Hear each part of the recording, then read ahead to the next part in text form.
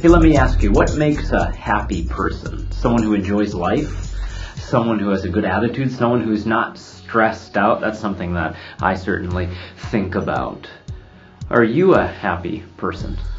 Or those around you think that you're a happy person? I want you to think about that for a little bit. For as much as we make up our happiness, I find it interesting that our happiness is relatively fragile. I mean, things go really well for me on a certain day, and I'm having a great day, and they don't go so well, and I'm having a bad day. You kind of get what I'm saying, right? This week in our Advent study series, we're going to look at 1 Peter chapter 1, where it describes for us what it is that makes up being truly happy. The way it's described here is inexpressible joy.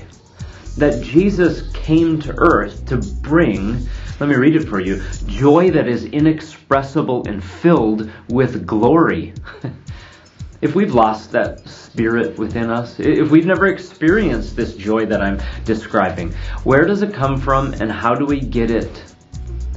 These are questions that come to mind for me as I think about teaching through this series and specifically this topic of joy. Recently, I heard someone say this: if you want to know what you're really living for or what controls your heart, don't look at your confessional theology. Look at where you find joy and pleasure. I think that's true.